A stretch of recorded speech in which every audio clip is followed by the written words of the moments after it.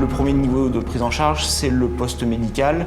Donc c'est une équipe qui va de 4 à 7 personnes, qui comprend toujours un médecin et un infirmier, et qui va assurer la prise en charge médicale, y compris l'urgence, depuis les premières minutes jusqu'au poste médical.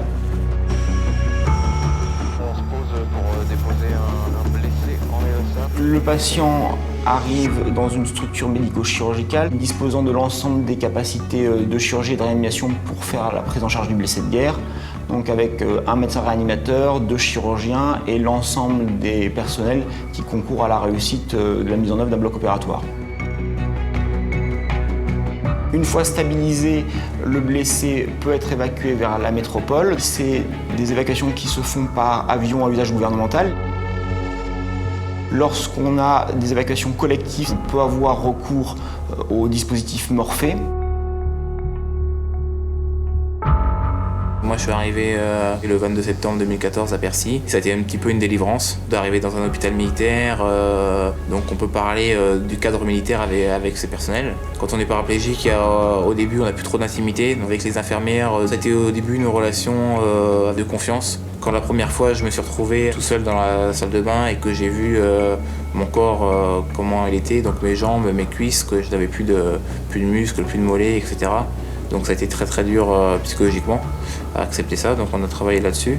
C'est vraiment ce projet de réadaptation et de réinsertion du blessé de guerre qui nous tient vraiment à cœur à Percy, qui tient à cœur au service santé des armées. C'est vraiment notre mission prioritaire, c'est notre cœur de métier et c'est là-dedans qu'on s'inscrit. C'est évident qu'en rééducation, on ne fait pas la même chose au début, où le patient a besoin de retrouver une certaine autonomie minimale.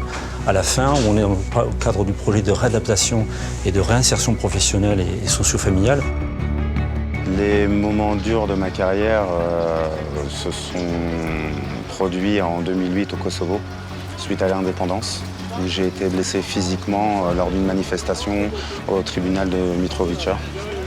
Donc, en plus des blessures physiques, par la suite, j'ai déclenché un stress post-traumatique qui a été aggravé par ma mission au Mali en 2013.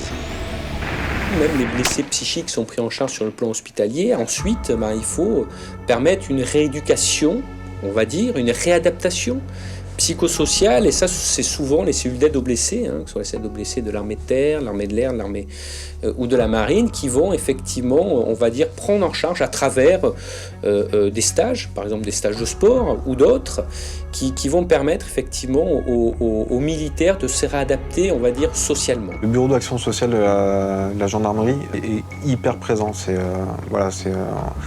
Je sais que là, pour tous les stages, notamment pour les JMME, ils viennent nous voir, ils sont hyper proches des blessés. Et la CABAT nous propose des activités pour reprendre confiance en nous, nous faire sortir de chez nous. Parce que le plus dur, c'est qu'avec cette pathologie, on se renferme.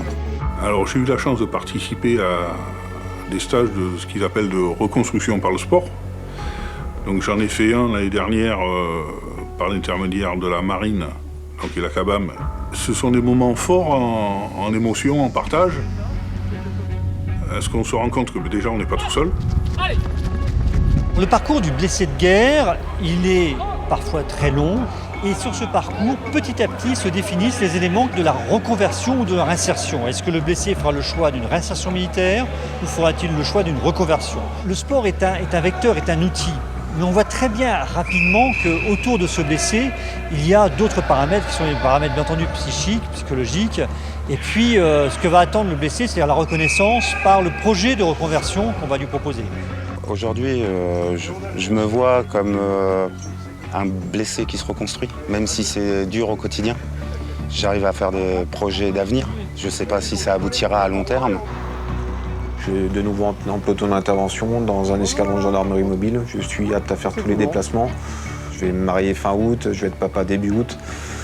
Mon rêve le plus fou, on va dire, c'est d'arriver à passer au grade supérieur, puisque moi, ma vie, c'est la marine. Je suis fier de ce que j'ai fait, du service que j'ai rendu. D'un autre côté, j'ai toujours cette partie en moi qui est le sergent-chef, qui se dit qu'il n'en a pas fait assez.